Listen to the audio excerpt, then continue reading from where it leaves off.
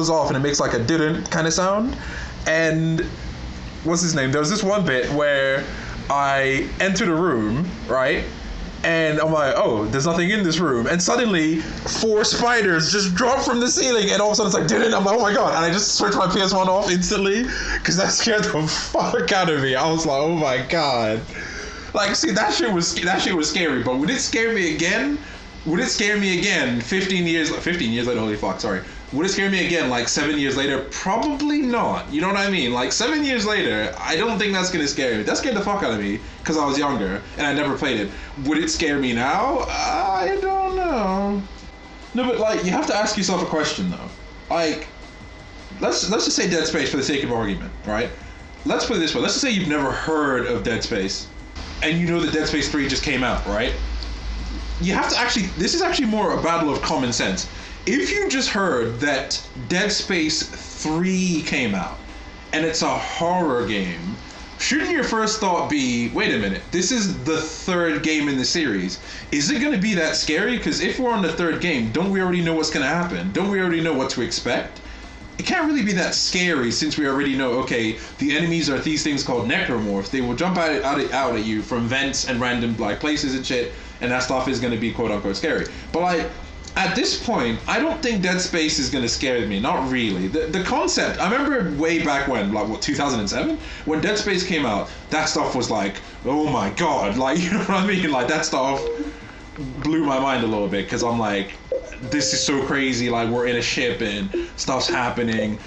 So the idea of Dead Space kind of scared me, but now I don't really think it's like, well, I know what's gonna happen, so it's not. It's gonna thrill me. It's gonna maybe make me jump, but is it gonna scare me? I don't know about scare. You know what I'm saying? That's why personally, I don't think like, you know, if you're gonna play like a sequel to it, that's why I think horror games can't stand the test of sequels. Not really. If a game is on like its 3rd or 4th iteration, how the hell is that game going to be quote unquote scary when you already know what the fucking enemy is and you know what's going to happen? I think a lot of times when they make other series, like say like let's use Dead Space as a block, they're mainly used for story. People now know what the game is. First game you play, you're like, oh shit, like they're jumping out here, they're doing this, doing that. Second one is like, okay, it's for the story, okay, let's see how we can make these monsters be more scary. Third one is all about story, because everyone's just tired of, they know what's going to happen. They know monsters are going to jump out of this place. Enemies that are on the floor are probably alive, so if I walk over I'm going to get grabbed. Each series mainly comes down to the story. Yeah, because it's true. Like, I mean, at this point, I'm interested to see in Dead Space 3, like, where is the story going to go? What's going to happen? Are they going to get rid of the marker? You know, is Isaac going to, like, get rid of his insanity? Is he going to find, is the girl named Chloe? Whatever. That kind of thing. But, I mean... She won't be sad. She's probably dead. Oh, my God. But no, do you know something about, like, Dead Space 2? See, Dead Space 2 still was pretty scary in a lot of bits, right? But, like, obviously, let me give another example. I gave an example of, like, the Ishimura bit. But, like... Do you remember? Oh, well, I'm not sure. Actually, yeah. Do you remember that bit in Dead Space 2? This was actually in the Dead Space 2 demo. Do you remember that bit in the Dead Space 2 demo when you're walking through those rooms and in each of the rooms was like the vats, like the big test tubes with like the necromorphs in them, and there was all those like dead people in it and stuff, and you walked into one of those rooms and then suddenly everything went red and you saw all of like the dead bodies like vibrating and screaming and shit. The first time I played that in the demo, I was like, I didn't scream, I didn't jump, I was like, oh my god, like what is happening? You know what I mean? Like it was just so like, but yeah, but the second time I saw that, I couldn't force myself to be scared by that. It's like, I'm gonna walk into this room, I mean, I didn't say it out loud, but like implicitly in my head, I'm like, I'm gonna walk into this room and these motherfuckers are gonna come alive and scream at me. You know what I mean? Like I knew it was gonna happen, so I couldn't pretend that it was gonna scare me. You know what I mean? Like I knew it was gonna happen. Oh, this is obviously gonna happen. I can't possibly be scared by this again. Oh, they're screaming. Oh god, that still makes me uncomfortable, but it's not scary. You know what I mean? It's like it's uncomfortable, but it's not scary. So I don't know. I just don't think that. The idea of a horror game is just, I just don't think that something can be scary more than once. Not really. I mean, some games try, and I think RE4 and Alan Wake succeed to an extent, but it doesn't always work like that. Not really, anyway. But I think this conversation going on in the comments for the IGN video, it's pretty interesting. That's why I'm reading it.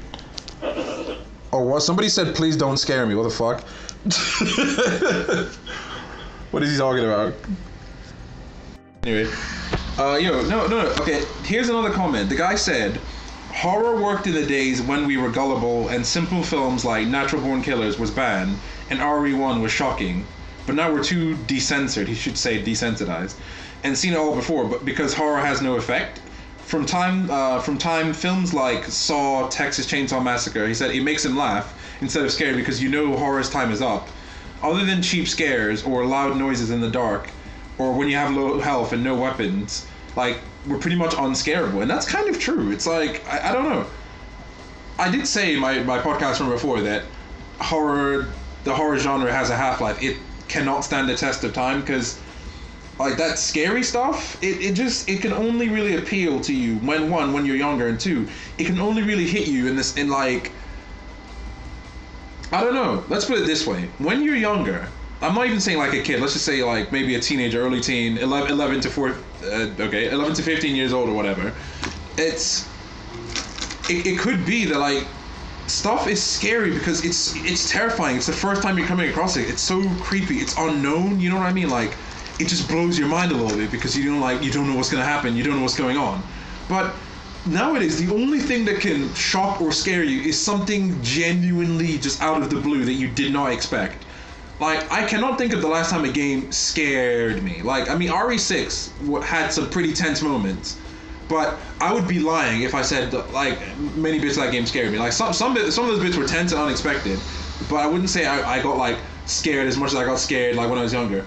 I read a blog post, I had read an article about, like, 13 scariest moments in gaming in the last decade, and one of them was, like, the dentist bit from Bioshock 1, and that was by far one of the scariest parts of the game. And see, Bioshock isn't even a scary game. I'd say the first 2 hours of Bioshock are scary, but the rest of the game isn't.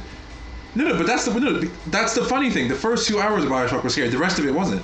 Like, when it began, like, you were being introduced to Rapture and stuff, and, like, there's all those enemies running around. Like, the game seemed so terrifying, and you didn't have a weapon. Once you had a weapon, and weapons, and eventually plasmids, the game stopped being scary. But there was this one bit in Bioshock when you went to the dentist's room, and it was all cold and you couldn't see anything. And when you entered the dentist's, like, area, you heard, like, the voice, like, the back of your head, and obviously you turned around, there was no one there. That bit was pretty scary. And then I remember you went to the dentist's chair, and you looked at the chair, and there was nothing in there. You heard the voice, once again, except it wasn't behind you. And then you turn around, the dentist is looking right at you, like, after the smoke clears.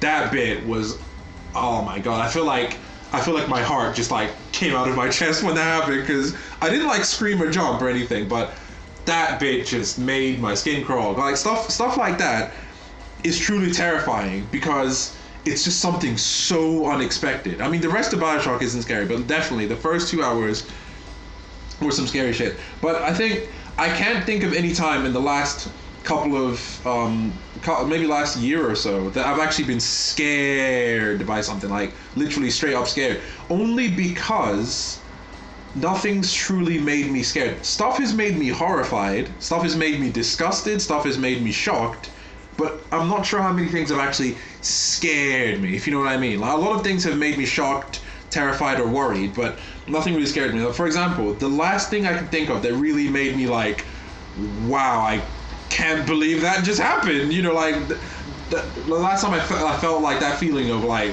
wow, what the F just happened, was Spec Ops The Line, which obviously isn't a horror game, it's an action game. But by the end of Spec Ops The Line, you're just like, I cannot believe what just happened, and I'm gonna have to take a break from my life for a second, because this is some crazy stuff. I mean, there are some things that scare me a little bit, or maybe worry me a little bit. Like, I was watching this anime called Mirai Nikki, and that anime isn't scary, but there are bits that just had me on the edge of my seat, because stuff was so serious. That, or what else? Steins Gate. Steins Gate, especially in the first half of the series, had so many bits where my heart was just jumping so much. I was on the edge of my seat because I did not know what was gonna happen in Steins Gate. Like it was so like it's not a scary anime. It's not, but there's so many bits that are so tense. The tension is building up, and you always have this feeling that something terrible is gonna happen. I mean, something terrible does happen, but you have this painful feeling that something terrible is gonna happen. That by the time you reach the season finale, the season 1 finale in episode 13, like it really sort of like shoots you right in the head. It's so crazy, you know. But like, I don't know. The horror genre is a weird one. It really is, because there's so many things about it that just they work and they don't work. Really, sometimes I feel like something can be truly scary if you don't see it coming. All the time, it's like it really depends on the person. Because I think any horror game can be scary as long as someone gets scared of it. But not everything in a horror game is scary. Not all the time, anyway. Because I mean, quite frankly, if you wanted an entire game to be scary, then you could put all of the same thing over and over, but then you risk it becoming, you know, the player getting used to it, and then you lose your... You know what I wish? I wish, you know, extra credits, Josh. You know, extra credits, they do that, they talk about games and stuff. I wish they would do something about horror games, because I haven't seen them do it. I remember, oh yeah, another one in the top 13. It was top 13 scary moments in this gaming gen, I think. Yeah, in the last gen. Was one, there was Half-Life 2 Ravenholm. Yes, Half-Life 2 Ravenholm was scary as crap. That stuff was scary and Halo. Half-Life 2 Episode 1, not so much 2, Episode 2 was just annoying. Half-Life 2 Episode 1 and Half-Life 2 itself were pretty freaking scary games, because, like, the enemies, not the, like, the normal enemies, like, the fucking poisonous head crabs were lethal as crap. There's some bits that were just ridiculous. And what bothered me about Half-Life 2 is just, you could just be doing something completely random, and then suddenly you get thrown in a room and there's like loads of zombies everywhere, and it's like, oh my god. I don't know what it was about Half-Life 2, but that game just, it could be scary at the most random times, and it always worked. Like, I never understood that. See, Half-Life 2 is a strange one. It's not like Fear 2, where it's like an action game that ends up being scary. And no, I mean, sorry, an action game that is supposed to be scary, I should say. And it's not like Alan Wake, which is a scary game with just a small action element to it. The thing about Half-Life 2 is Half-Life 2 is an action-adventure game that just is randomly scary. Like, and it just works. I don't know why. Like, Valve must be sprinkling, like, their magic pixie dust on it or something to make this stuff happen. Because I just don't know how Valve does it. They just flip in, make an idea, and then it just works. Like freaking Portal, man. Like, I mean, that's another game altogether, but think about it. This guy going ham in the comments. I've seen him comment like every, like, 3 minutes. It's like Tyler King. He didn't give a fuck. He argued with everybody. Argued with all the comments. I don't know, but I'll tell you what, though. I'm actually kind of proud of the IGN comments, because people are saying a lot of interesting stuff, like, genuinely. There's both sides to the argument. People are saying, you know, horror games can't last long. Some people are saying that horror games need to return to their roots or whatever. Well, I don't know. I'm a progressive gamer. I don't always believe in all of this roots bullshit. Like, I don't believe that things should go back to how they used to be. Because, like, why did we move forward if we're just going to go back? That doesn't make any sense. Like, why make sequels? Why make new games if we're just going to go back? Like, why make 3D games if we're just going to go back to 2D? Or why make open world games if we're just going to go back to linear? I mean, I'm not saying you can't make either, because obviously there are still linear games, there are still 2D games, but I'm saying that if a certain type of game is trying to get something across, why take a step back when you can just move forward? You can incorporate features of past games, but you don't have to compromise the new one.